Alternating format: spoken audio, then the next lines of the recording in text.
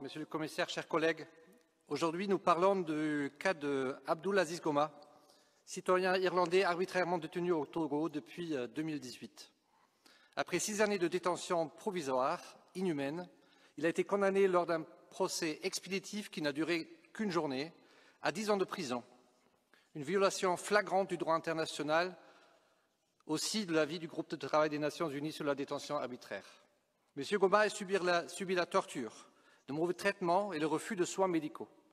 Sa santé s'est gravement détériorée et le 27 août, il a entamé une grève de la faim pour protester contre ces conditions insupportables. Son cas n'est pas isolé. Il reflète une régression démocratique plus large au Togo et le recours à la détention arbitraire pour faire taire l'opposition. Nous, au sein de ce Parlement, envoyons un message clair. M. Goma doit être libéré immédiatement et sans condition. Sa condamnation doit être annulée et son évacuation médicale doit être mise en place urgemment. J'appelle la Commission européenne et les États membres à utiliser tous les canaux diplomatiques pour obtenir sa libération et défendre la démocratie, l'état de droit et la dignité humaine au Togo. Merci. Je suis avocate au barreau de Marseille et je suis aussi membre de l'association du barreau près la CPI depuis août 2024. Donc, les arrestations, les enlèvements, les kidnappings du régime de Faure Gnassingbé sont légion. On peut donner des exemples. Depuis, si on remonte en 2018, par exemple, Goma, il a été enlevé dans la rue. Abdulaziz Goma. Abdulaziz Goma, enlevé dans la rue avec un de ses amis, Karou Wahib, qui est mort en début d'année 2025. Il a été torturé. Actuellement, il est en grève de la faim. Il refuse de le soigner. Il est en train de mourir dans l'indifférence totale.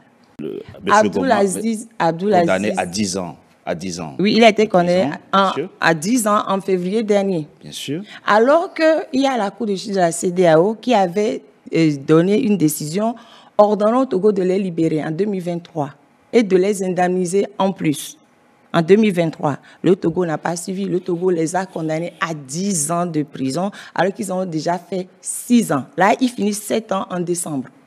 Voilà, ils sont 14 à avoir été jugés comme ça. Et au Togo, ils sont poursuivis pour atteinte à la sûreté de l'État. Sans aucune preuve.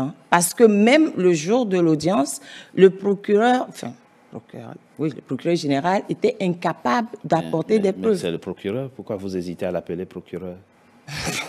J'estime qu'ils ne font pas leur boulot. Donc, mais c'est votre opinion. Oui, c'est mon... Ça n'enlève rien à la fonction. Bien sûr, bien sûr. Maintenant, Abdulaziz Goma, il a été enlevé en pleine rue par des gens qui ne se sont même pas présentés, qui l'ont tabassé. C'est quand il est arrivé au camp qu'il a su qu'au fait, c'était des militaires qu'il avait arrêtés ici, mais il ne savait pas. Il y a tout ce qui concerne ces détenus sur pyramide.tg. Il y a un site qui est fait où tous les premiers prisonniers politiques sont répertoriés dessus. La liste est longue, je ne peux pas les donner, je ne peux pas citer tous les noms. Voilà. Mais Abdulaziz Goma actuellement est en grève de la faim.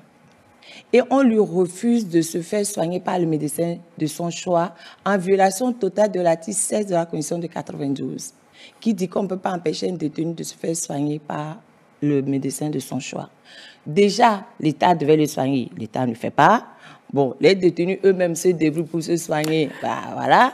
Après, si je laisse Abdulaziz Goma, je viens sur 2025 parce qu'il y a plusieurs arrestations entre-temps. Oui, mais qu'est-ce qui vous fonde, maître Songué Balouki, cette fois-ci j'ai bien prononcé, qu'est-ce qui vous fonde? Moi je pose juste la question comme ça, qu'est-ce qui vous fonde depuis Marseille a douté de la fiabilité des incriminations retenues? On n'a aucune preuve. À l'audience en février 2025, le procureur général était dans l'incapacité d'apporter des preuves parce qu'il disait que Abdulaziz Goma, par exemple, détenait des armes.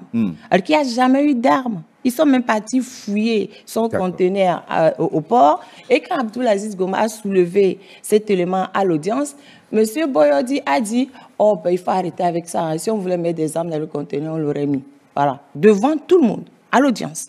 C'était public. Il n'y a aucune preuve. Vous savez, le Togo n'est pas un pays normal.